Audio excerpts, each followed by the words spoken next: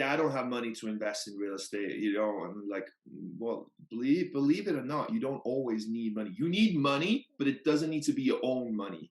And people are like, and you try and tell that. And I think the issue is people are being taught a certain way their whole life and a certain way of thinking. And most people, it's really hard for them to get out of that, right? So if I want to invest in real estate, I need millions of dollars. I've even had people say, I don't have money like you. I'm like, that's kind of like a little dig almost, I'm like, well, if I have money, good, like it's not my fault, right? But you don't need money to invest. Like, it's almost they were mad about it. And it's like, no, you don't. And you try and explain it, right? But it's just like, it's almost like trying to tell people about real estate investing. Some people just don't want to listen to it, right? Hey guys, welcome back to another fantastic episode of Ask Me How I Know. I am so excited. You know that I love all the guests that come on to Ask Me How I Know because they're all amazing and interesting and they inspire us to do even more than we are already doing and dream bigger. And today I am so excited. You get to share space with Barri, and I just cannot oversell this because it's going to be so much fun. Barri, thank you for coming and joining us on Ask Me How I Know. No pressure. What if it's not fun now? Well, then we'll re-record. No kidding. It's like when you start a story. Oh, I've got a really funny story for you. Well, it turns out it never is as funny as you build it up, right? Don't ever say that. Just say, hey, I've got a story for you. And then if it turns out to be funny, it's funny. But so now I've got all this pressure to be fun. Do you feel it? Because I know that you can handle all the pressure. I already know that. But here's what a friend told me recently. And I said, the friend said, you can never oversell something that you know is awesome. And so I don't think that I can oversell a conversation with you because I've had conversations with you. In fact, awesome audience, you need to go and let's see if I can remember the podcast name perfectly. And you can laugh at me if I don't. But Barri has an amazing podcast. It's a daily podcast, which is like super dedication. And it is WWRE. Finish it for me. It's the WWRE Podcast. Yeah, it stands for Wrestling with Real Estate Podcast. I wanted to call it Wrestling with Real Estate Podcast, but someone stole that name, so I had to abbreviate and kind of make it work another way. Because I love that name. I think it works for me, so I wanted to keep that. But yeah, so if you own that right to that name, please sell it to me. I'll buy it from you. $2.70. Opening bid. Okay, I like it. Okay, so I would love for you to explain why you would prefer to have Wrestling with Real Estate, because it has to do with your story, and you have such a fascinating story about your past. Obviously, you are, not local, and so, I mean, you have a really great story behind you, and I honestly haven't heard the whole story, and so I'm really excited to know that. I do know the wrestling part, and whoever has Wrestling with Real Estate, you need to sell it to Barri for you just need to gift it to him because he deserves it more than you. It's just reality. So do you want the long version, the short version, the medium version? Because I can go Okay, so we're like Banana Republic, Old Navy, Gap type thing. Okay, so I let's go mid-grade. Okay, mid-grade. Okay, so I grew up in a small town in Wales called Tremadog, a town of like 200 people. No stoplight, fish and chip shop, grocery store, my dad's small business, and 3 pubs. Okay, I love one that there's a fish and chips because that just seems like a staple. 3 pubs, again, another staple. What was your dad's store? He did have a store. He owned like a construction business, very, very small construction business. So they made windows and doors, and they did like small extensions for buildings and a lot of roofs, just a lot of bits and bobs, nothing too major. They didn't build houses or anything like that, but a lot of bits and bobs. They also were undertakers as well, interestingly enough. No, yeah, that's really interesting. You don't really hear about that. So what happened was, the reason behind that was, so my great granddad started this business a long time ago, and when he started, they were making the wheels for the horse and carriage. So they were woodworkers, so they were making the wheels. Yeah, that's how far back this company goes. So they would make the wheels for the horse and carriage. So they were woodworkers.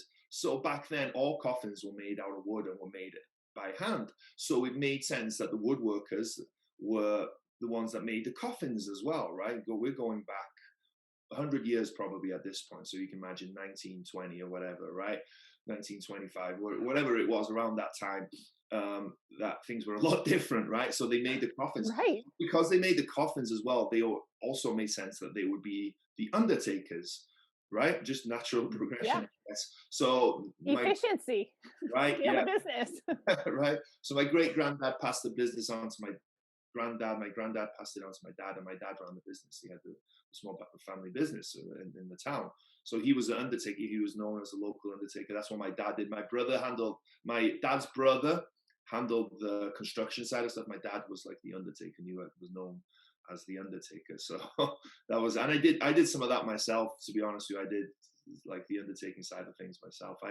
I did some carpentry stuff, but I hated that. I was just terrible at it. But the undertaking I didn't mind, because it's elderly people that pass away, and a lot of them I didn't necessarily know. And don't get me wrong, it wasn't like, oh yeah, party time, it's only an old person, right? Of course it's sad, right? But if someone's 88, right, and they've lived a good life, it's not as sad as someone in their 20s passing away. So it wasn't terrible. And also you're providing a service to the people, right? You're providing a good service and stuff. And the fun thing was, for me, with the crew, there was a crew of retired, because there wasn't enough business for people to work all the time. So we had retirees that just came in and did a bit of bobs here and there when they needed. But it was so much fun, because you have to be, right? It's a morbid job, right? So obviously when people were there and everyone was super professional. But like when people were there, it was just so much. We used to joke around so much with these 65, 70-year-old guys just messing around, and not anything to do with it, just in general, because you have to be, right? Otherwise, people are crying and it's kind of a morbid job. So I enjoy that. So I did that, saw my fair share of dead bodies, to be honest, which was, is always interesting to people, I guess. That is interesting. Do you think that that's had a like everything in life, our experiences leave an imprint, like an imprint on us? Like, what do you how do you think that served you in like the progression of who you've become? Because not many people have yeah, that experience. Yeah, I don't know. I don't know if it gives you perspective in terms of death and your life. I don't think so. Definitely back then it did, and I was young and crazy, not crazy, but it didn't really. I didn't think, oh, life is short or anything like that. I don't know. I don't know if it did. Maybe it did. Maybe it didn't. Being around the business now, investing in real estate. Maybe that did. I don't know. I can't think of anything off the top of my head, to be honest. But anyway, I was doing that for a little bit, and when I grew up, I always wanted more. So this small town, right? Can you imagine living in this small town? And like my dad's well known, and it was just like you could never get in trouble, right? Because someone would always know, like you're so and so's son, and him being the undertaker, there was a certain expectation, right? And I wasn't a good kid by any stretch of the imagination, but I wasn't terrible. I was just kind of bad, I guess. You know what I mean? Mid-grade. You were mid-grade bad. Yeah. Did a few things here and there, but nothing too terrible. So you were a normal kid. Yeah, really. But I always wanted more. Like my town, I don't know what it was. I to this day I couldn't really figure out. But I always wanted more than what that town could offer me. And it's an amazing town with amazing people and like so picturesque, and tourists love it, and it's just rolling countryside and just really beautiful. But I always wanted more. And I couldn't tell you what that was. So working for my dad, I was training, going to the gym all the time, loving going to the gym, and just like build a physique for myself. And after a while, I was like, wow, this is like, I'm 6'6", 280 pounds, and like I'm just working for my dad as an undertaker. You know what I mean? I need to do something with this. I'm training professionally, and I never wanted to be a bodybuilder or anything like that. So one day I was watching TV and I saw these wrestlers on TV, and I was like, hey, they kind of look like me, and I'm kind of athletic because I had a lot of sports growing up. I loved sports, and I was like, I think I can do that. So when decided, okay, let me try and pursue wrestling. Maybe I can kind of, create something for that.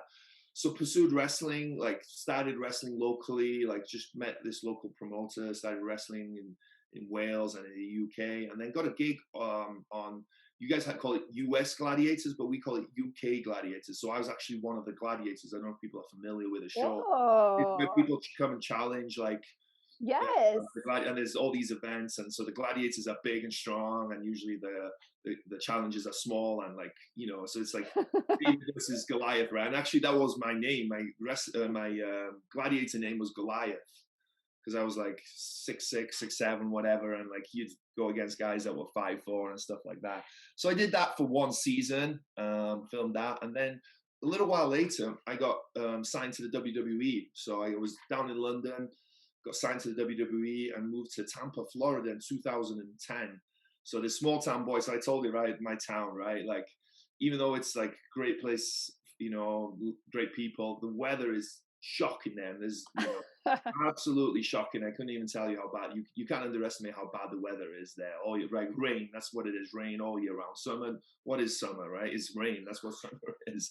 So anyway, this 28-year-old guy who always wanted more lands in Tampa, Florida, starts going to the beaches there. Like, can you imagine? Like, I was like, oh, I've died and gone to heaven. You know, beautiful beaches, the water, just everything. It was just amazing. 70 degrees. Yeah, yeah. So I was just like, my God, this is just amazing. I'm so like, just obvious. So started wrestling for the WWE in their training school. 2011, made my debut on Monday Night Raw, that they call it. It's like what their biggest show, or it was. I don't know if it still is, but it was, you know, in front of like 5 million people, 20,000 people in the arena. And then did some cool things, you know, for the next whatever year and a half. You know, pay-per-views, traveled the world, I've been to pretty much every city in the US, but I couldn't tell you what they look like. I could tell you what the gym looked like. I could tell you what the arena looked like. I could tell you what the airport looked like. But outside of that, it was just all a blur, because you're in 5 different cities every night. Like, you know, you leave Friday morning, and you get back Wednesday afternoon. And in between that, you have to do your laundry, go to the gym, like eat your food, like try and have some kind of level of life. And then Friday morning, you're back again. Like, it's 5 a.m. flights, like almost every Friday morning, and you're off again. And then, you know, you're getting to a new city, and then you're going to the gym, and then you're going to the arena, then you're driving 4 or 5 hours, and then you're in another city, and you're going to the gym, and then you're going to the arena. And it's just, it was all a blur. It was cool, it was fun, but it was all a blur. So did that, did some pay-per-views, wrestled some big names, you know, did quite a few TV appearances, and it was fun. And then in 2014, this is where real estate comes in, because people are like, why are they talking to this guy? He's not talked about real estate one bit. So in 2014, January 2014, I bought a house, expensive house, $435,000, and it was an expensive mortgage payment because they had high CDD fees and high HOA fees. So the monthly payment was about $2,550. So it wasn't cheap, right? So first house, but I'm making good money in WWE. And at the time, I just thought I was going to be the world heavyweight champion. I just thought it. I wasn't crazy arrogant, I don't think. I just had this inner confidence in myself. I wasn't telling everyone, hey, world heavyweight champion right here, or anything like that, right? I was just believed it. And so I bought this expensive house, because the world heavyweight champion, right, can buy a house that's $435,000. But that's not how I thought. I just thought, you know, eventually I would get that. But anyway, in April of that year, they didn't renew my contract. So boom. So here's this guy from Wales, like, doesn't really have any skills, like picking up dumbbells and picking up people. He's in another country. He's a wrestler, and his kind of dream has come to an end to some extent.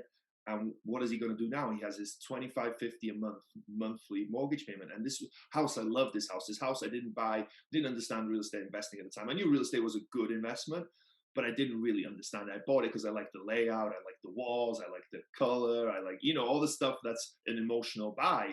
So I was like, you know, the WWE has come to an end. I can't sell this house. I got to figure out a way to keep it, because it was just too much for me to bear at that point, right? Emotionally and like psychologically, it was just to sell this house on top of everything else, you know, and it was just like, would have been brutal. So I found a way to keep a hold of it and started looking up how to rent this house, how to find a tenant, how to screen a tenant, all those stuff. And I think that started me down the rabbit hole of Rich Dad Poor Dad, Bigger Pockets, and just this whole other world of like, wow, okay, investing is like, all this stuff is possible, right? And just the realization as well. And I think it really hit home then that I needed a plan B.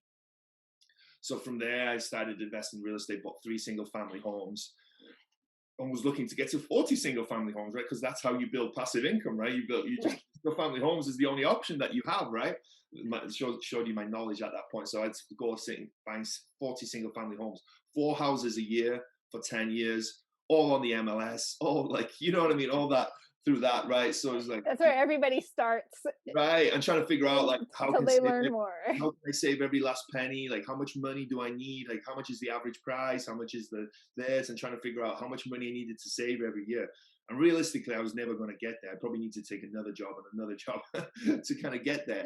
So So the one day I met with someone, right? So one of the great things about real estate is you can meet people and talk to people and like use their experiences and their knowledge. So someone said, "Hey, you can buy an apartment complex, right? And like get $40 in one deal." I was like, "Whoa, Ooh, wait, what?" wait.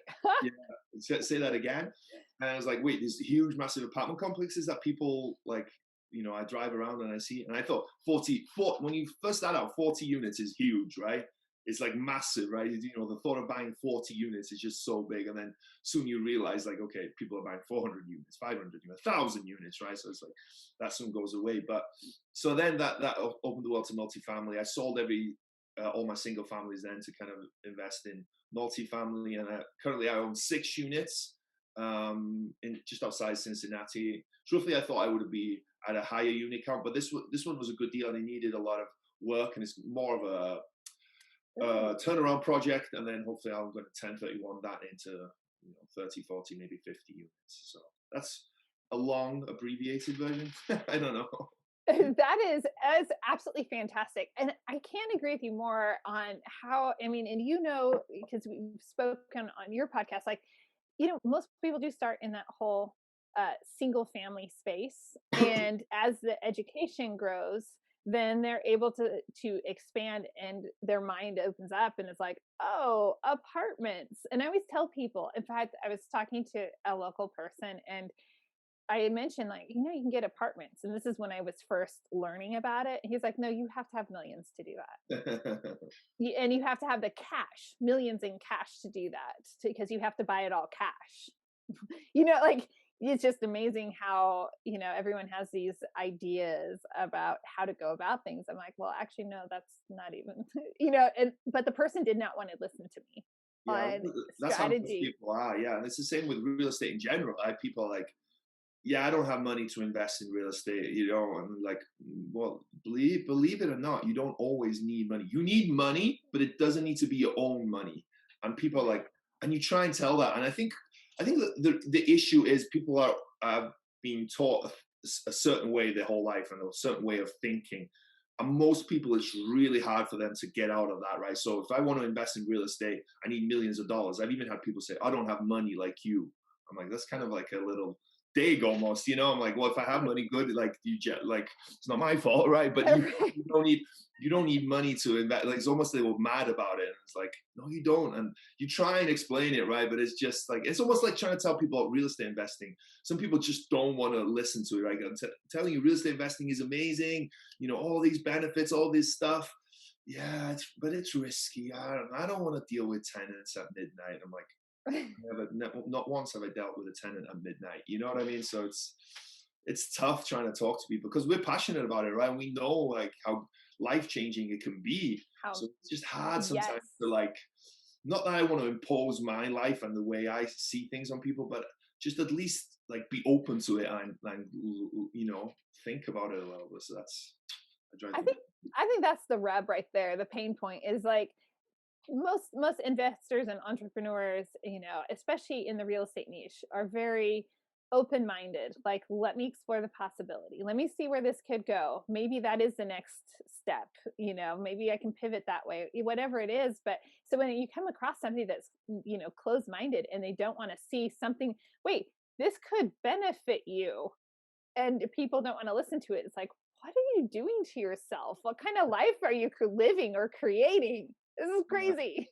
Yeah, and they'll throw money in their 401k without even looking at it. Like, just their money goes in there automatically. Like, you ask, I feel like 99% of people, hey, what? So you have money in your 401k? Yeah. I have blah blah blah this much or whatever. Okay, what do you invest in? I have no idea.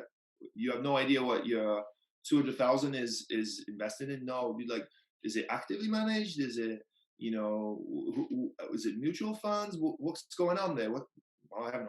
It just takes out 4% of my wages every month. I'm like, well, this is your future right here. This is where, like, if okay, you're going to follow the path that everyone else wants to follow. Okay, fine, right? Get to 59 and a half or whatever, and then retire. But like, don't you want to have some idea, some control, some like Oh knowledge wait, but about my employer is matching it. I feel like that's part of that conversation that makes everybody feel better. Like, well, I'm putting in 4% and my employer's putting in 4%. So, I'm getting a good deal here. Meanwhile, this is interesting. I was cleaning out files in the house yesterday or the day before, and I found some old, statements from a financial planner that we worked with. And I was looking at the growth trajectory, like just the metrics of what was taking place with the investment. Yeah. And we're doing so much better with real estate. Right. Like, I mean, and if people actually looked, I was looking at it and it shows these great percentages, like returns, but then I actually looked at the dollars.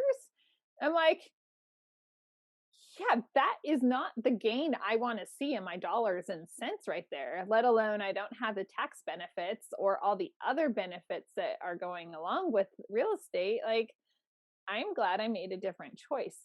Yeah, Granted, I won't lie. I got the fees that kill you, right? The fees from you think 1% isn't that much, but 1% over 20 years can be, millions of dollars sometimes, depending on how much you're investing. Yeah, Oh, seriously. Seriously.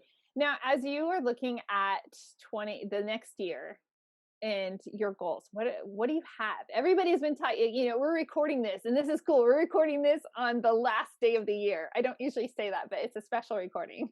Yeah.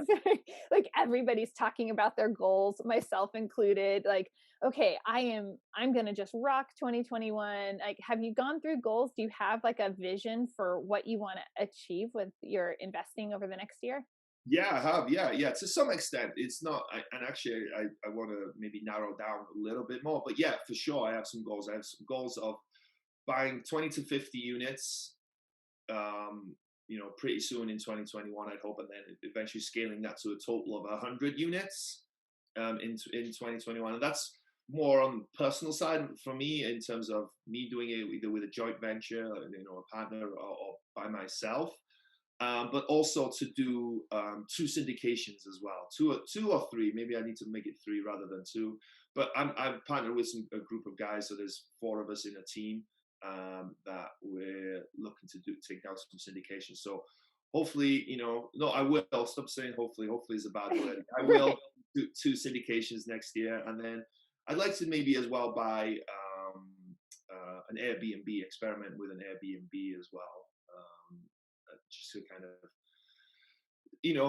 mess with that a little bit, because I think that's something I can do and be a little bit more hands off, right? Because you want to keep your focus a certain level, right? Because obviously buying apartments is can be time consuming and you need focus. But I met a great guy that does all the managing for you. So if I find it, and they pretty much do everything for you. So I'm looking into that as well. So, That isn't it interesting how Airbnb has become basically the Kleenex? It's like, we've always had vacation rentals but now it's everybody goes by Airbnb, right? yeah. Yeah, that's it's a short-term rental, right? But it's everybody calls it Airbnb, right? Even though there's all kinds of different platforms for that. Yeah, that's Right. yeah. So but I think it's an interesting concept done right. I don't we'll see. So yeah, hopefully that can be something that isn't a large investment of cash, but can turn off a good amount of cash flow. So yeah, we'll see. So those things. I can't agree with you more. Like, it's so true. I have friends that are, really thriving with the Airbnb model and that short-term rental and everything. Yeah. And that's been interesting to watch. I love to see everybody in their investments. Now, I'm curious because joint ventures provide a different benefit than syndicating. And so what would you say, to some people, joint venturing, JVing, smaller group of people, higher percentage of ownership and everything, but what are some of the benefits that you see in doing that, and why is that important for you in developing your portfolio? Yeah, so there's 2 things, right? So the syndication model is great and you can make good money, but it's not a long-term hold type of thing, right? It's usually 3 to 5 to 7 years, right? Depending on your business plan on that property, right? Sometimes shorter, sometimes longer. It all depends, right? But it's ultimately the goal is to sell off or refi. refinance. So you've always got that job, right? You've always creating a job for yourself, right? And it's a fun job, and it's a very lucrative job, and it's, it's great. But on the side of that, I figured that I need to grow my own portfolio that can create that passive. I hate the word passive income because there's nothing passive about it. To create that cash flow, right? To create There we that go. cash flow on the side, and that have that portfolio that's mine, that I have a longer term outlook with. And if I decide that I don't want to work, I don't want to work as much, because syndication can be quite time consuming. I have that portfolio on the side. And the reason I say joint venture is because then you still own a great amount of the property, right? So even if you go 50-50 or a third, you still own a good amount of that property. So then you're growing your personal portfolio that is going to throw off cash flow for you, and it's not something that you're looking to sell in 3-5 years or whatever. And the reason joint venture as well, I like the idea of joint venture, not necessarily doing it myself. I'll do it myself, but it's better to partner with someone, right? Like, for people who haven't partnered yet or whatnot, and maybe are against it, like partnership, you can grow so much more, I think, because you don't know everything. You don't have all the skills set in the world. Maybe you do, Julia. I don't know, but Nope. but you can find someone to partner with that can help you, right? And it's also very, again, time consuming, right? Finding deals, talking to brokers, underwriting deals, talking to lenders, getting insurance quotes, finding contractors, right? Managing the asset, right? Going to the asset, right? All this, finding a property manager, all this stuff, it can be time consuming. So if you can find someone else that can help you with that, right? And you guys, you can buy 20 units by yourself or buy 40 units with someone else. I would go for the 40 units every time, because you have a partner in that. You have someone. Now you got to choose the right partner, and that's a whole different conversation. But once you have that partner, it's someone you're both heading in the same direction, both working hard, and you both have different skill sets as well, right? One of you might be great at talking to people, an outgoing person, and the other one might be great at underwriting deals, spreadsheets, and and you can just delegate what you're good at and just focus on your lane and kind of grow like that. So that's where those fit into what I'm trying to achieve. I think I see the syndications as a way to create money that I can then, and they do throw off cash flow because you get the asset management fee and the percentage of the deal, but take that money that you make from that and then invest it in my personal portfolio. That's kind of how I'm seeing things.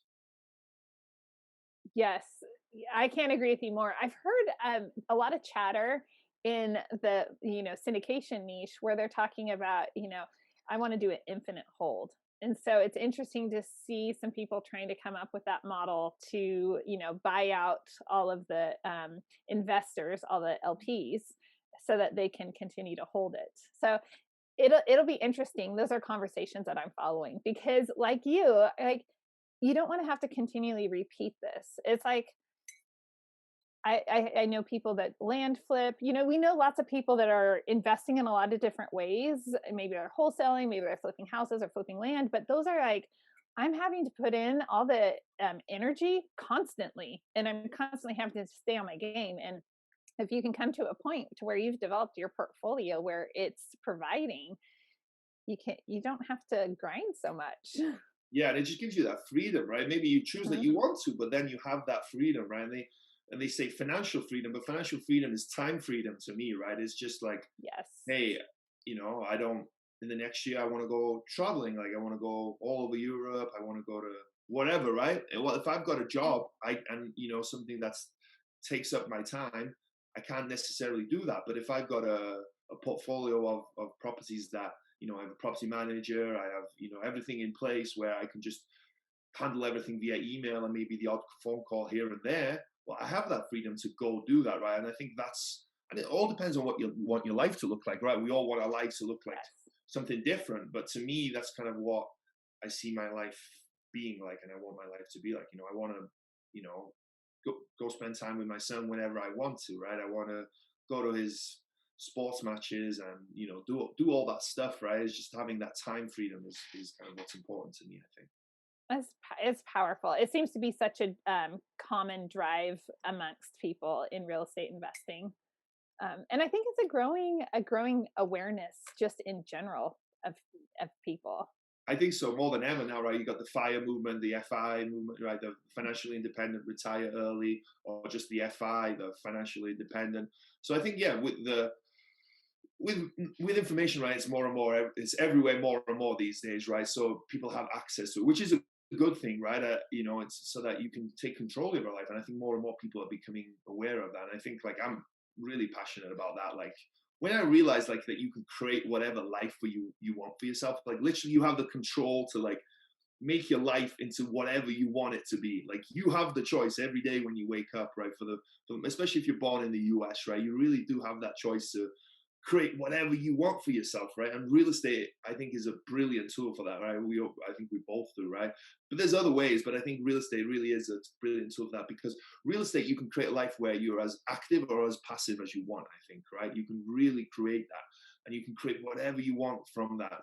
And whatever your background, wherever you're starting from, people have started from with millions, without millions, and, they've both been super successful. So I just think it's brilliant. I think it's just absolutely amazing.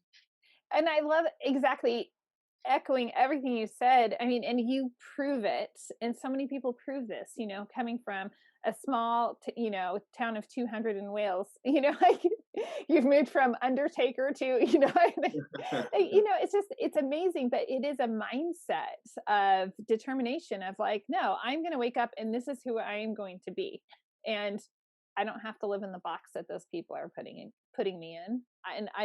I get to decide my life, my choice. Yeah, and it's amazing when you realize that as well. It's just like a whole nother world opens up for you as well, right? It's just like, it's just crazy to think that, because also the thing is as well is that life is really short, right? Like, the older you get, the more you realize that, right? When you're young, you think, we were talking about this before, like, time is of no essence whatsoever, right? You can sleep all day, you don't care, right? You'll waste the day. But as you get older, you want to make most of most days, because time goes by so fast. Like, literally, life is so short. It's just nuts. It's just absolutely nuts, and painful to admit that, unfortunately. But so why not, like, take control of your life and, like, do something that you love, and, like, be passionate and love living life every day, because you owe that to yourself, right? To not just to yourself, right? So that you can, like, enjoy life yourself, but to everyone around you. Because if you're working a job that you're miserable and you're just like, oh man, another 30 years of this and then I can retire, right? It's Can like, you imagine? oh, I can't even, I just can't wrap my head around that. that's painful, right? So it's like, why not take control? Because also what you're doing as well is you're making, you're not helping everyone around you, right? Your family. And if you're going every day to work miserable, you're not probably coming home from work happy as Larry, right? You're just probably, like, struggling as well, right? So it's gonna, affect everyone around you. And the other thing as well is, like, people always talk about, you're changing your time for dollars, right? You're giving away your time Right. for dollars, right? But someone told me something even more powerful. You're not just giving away your time, you're giving away your family's time, right? You're giving away your kids' time with you for dollars. Like, you're exchanging that time for dollars. And I was like, ooh, that is, like, when you think about it like that, like, if you want to waste your time yourself, okay, that's one thing. But if you want to waste your family's time, like, just working a job you hate and all that stuff, that was really powerful to me when someone told me that. And I was already on on this path anyway. But when someone told me that, I was like, wow, that's incredible. It's really insightful. And what that also lends to is a certain type of person, where they care about other people, they care about their family. And so sometimes people be like, well, I'll just work at this job to provide for my family because that'll work for me. But then when they put that on, oh wait, this is affecting my family, and you add that perspective, that can be a game changer for a lot of people. Of, no, wait, I shouldn't be doing this. I need to find another better way. Yeah, and It's also, also interesting. go ahead, go ahead, go ahead. Yeah, go ahead. No, you go. You have something more interesting than me, that's for sure. Go ahead. Oh, I don't think so. I'll go after you. Go. Okay.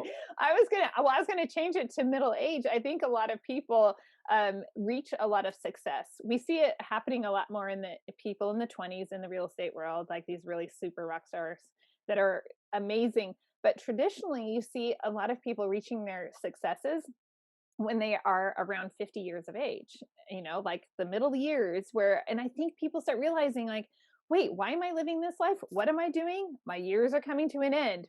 That midlife awakening. I don't call it a crisis, but I think a lot of people have a midlife awakening, and that allows them to make some of those changes that ultimately lead to the success they could have had far sooner if they had not been wrapped in fear or stuck in a box.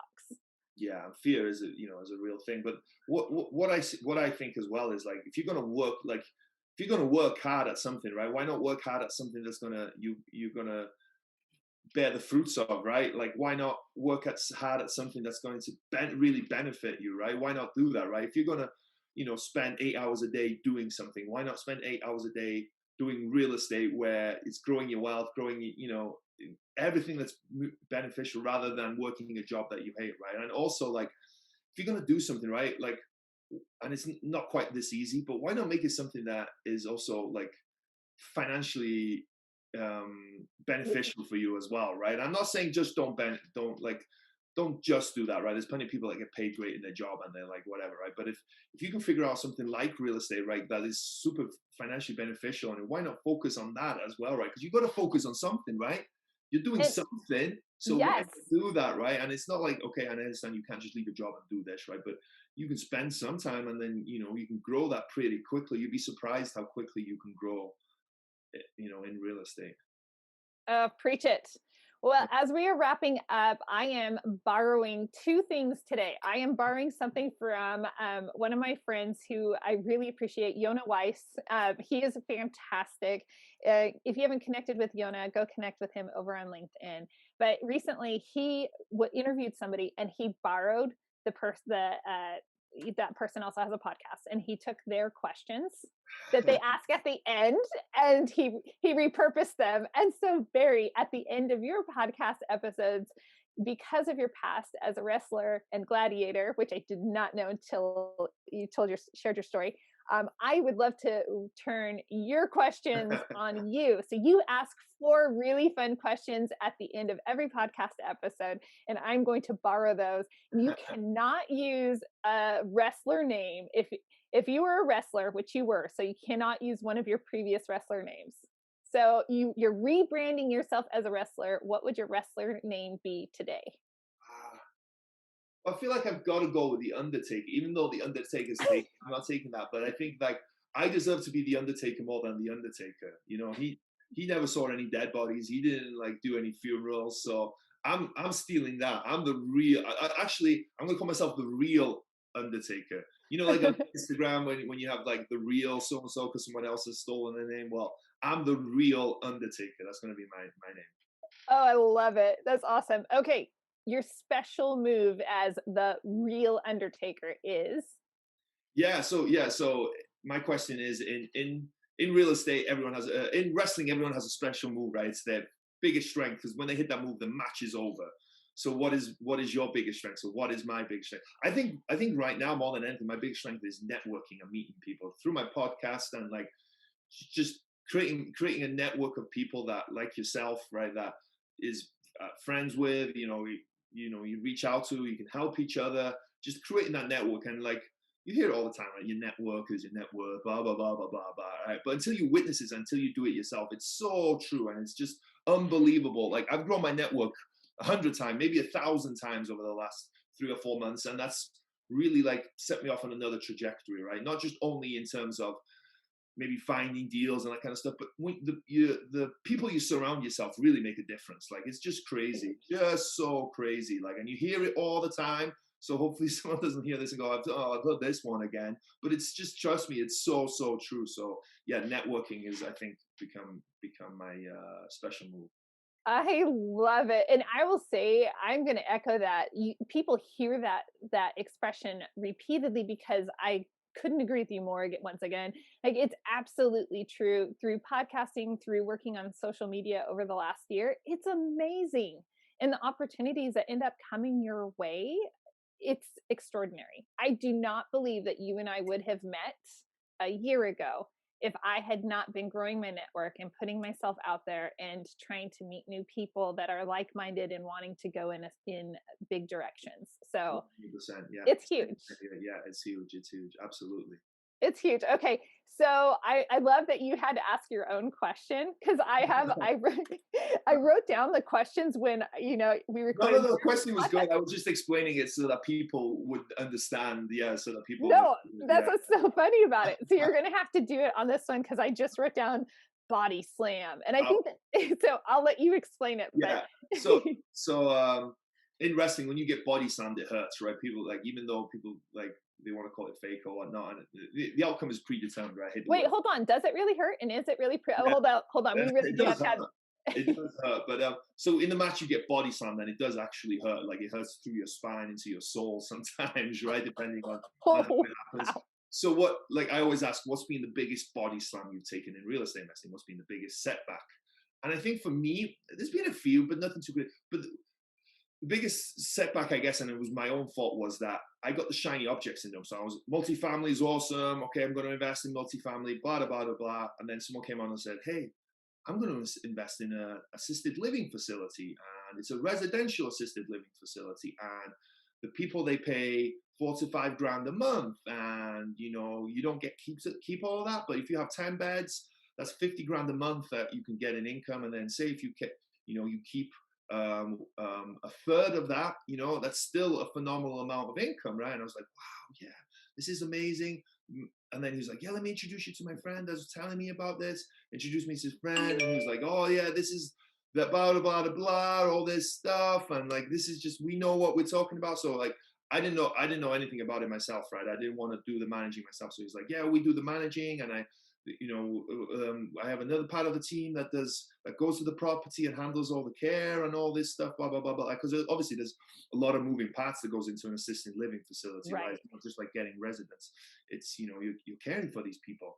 So I was like, all right, cool. And I love all the people. I was, crazy about my grandparents. It was like, loved them so, so much. So I was like, something that close to my house. I was like, oh, this makes sense. So spent time looking at properties, like analyzing, meeting with these guys. And these guys were like, it sounded amazing. I was going to invest, I don't know, 150 grand, and I was going to make 60 grand in the first year. And I was like, wow, this is just nuts. 50% return on your money. Amazing, amazing, amazing, amazing. Anyway, got into contract on a property, right? Made sense contract, like started, like, and I was going to also do a small, what would you call it? Oh, not a small balance loan. that's the multi. Like a bridge loan? No, a business loan. What do you call it? Okay. I can't remember what it's called. There's a business loan, but you get in with 10% down. But what they do is they take collateral of your other property. So I had 2 properties at that time with like 200 grand's worth of equity in it. So they were going to take collateral on that. But I was like, yeah, it's going to be worth it though to make 60 grand a year. I'm paddling the way to my goal there. I don't need much more past that, right? So one deal, I'm kind of there. And these guys were selling the dream, and they seemed like nice enough, but there was started to be some red flags coming up. And I was like, and this is when I'm under contract. So luckily I met someone, and they were in that field, and I started asking them about these 2 people that I was going to go into business with, right? And I was heavily relying on them. Like, they were going to do everything for me. I was really heavily relying on them. So as we got into there, I realized these 2 guys were shady. I realized, like, I'm under contract, literally under contract in the due diligence period, and I have 2 days to like decide, no, a day to decide. Like, this was on a Tuesday. On the Wednesday, like, the due diligence period was over. So I'm like, what do I do? Like, do I go ahead? Like, I had all these people relying on me, like, we were under contract. So in the end, like, these guys were so shady, like, I had to pull out. Like, they was really terrible. And I don't know if I just was gullible. I had gullible written on my forehead, or I just believed it. I trusted, but I never verified. I was bad at that. I trusted them, and I believed in what they said, and I'm bad at that. I trust people too much sometimes. And it's a good trait, but a bad trait, right? But now I trust and verify. You've got to always remember the verify. It's good to trust, but remember the verify. So anyway, I had to pull out. But the body slam was not only that I wasn't going to fulfill what I had, dreamt of and thought was going to happen with this, but I'd spent 6 months, or maybe even more, 6 or 7 months, like, focusing on this, and didn't do anything with multifamily, didn't do any investments in that time. And this was 2 years ago. So even if I bought property 2 or 3 years ago, like, the cost of not, the opportunity cost of that, right? And it cost me a little bit of money, but, 1,000 or 2, whatever it was. but the Better that 1,000 than yeah, everything else you yeah. And it would have been a disaster if I'd gone ahead. Like literally, would have been a disaster. Like someone else that they managed for, they lost their property or something. I heard afterwards. So thank God I got out of it. But the biggest body slam for me was not only going through that and owning this property and had this dream of everything that was going to happen, but also the opportunity cost and the realization of I've wasted half a year where I could have probably would have bought a property, and that property would have done pretty well, right? right. With the trajectory that things were going. So yeah, that was that one. But you live and you learn, right? And your lessons are, the hard lessons are the ones that you learn the best from, right? Yeah, oh, for sure. You know what though? I'm going to put this out there that I really believe that sometimes people are so cautious about getting involved in a real estate investment because they don't know have a deep relationship with maybe the sponsors or the GP.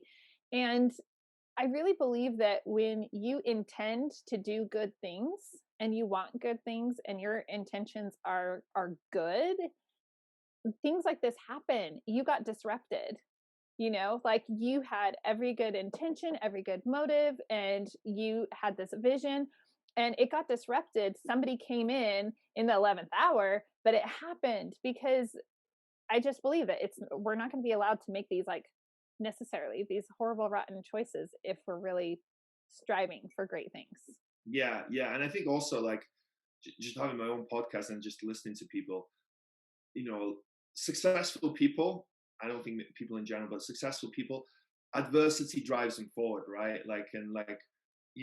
I'm sure that led to something else, a change to where I am today, right? You know what I mean? Like Yeah. when my contract wasn't renewed by WWRE, I may never have found real estate, right? And it could have just been making money all this time working if I kept working with WWE, but I could have been in the same position 5 years later. Maybe I never found real estate. You know what I mean? So yes, everything happens, and I'm happy with where I am in life right now, right? And it's just everything. And I know again, it's so cliche, right? You hear it and like oh, another cliche, right?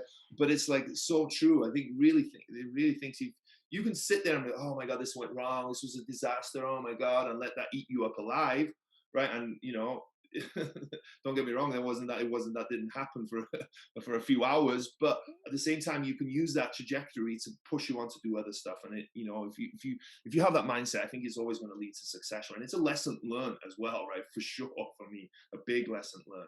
And a cautionary tale for others. For sure. Okay, I don't know the last question. I just wrote down too scared.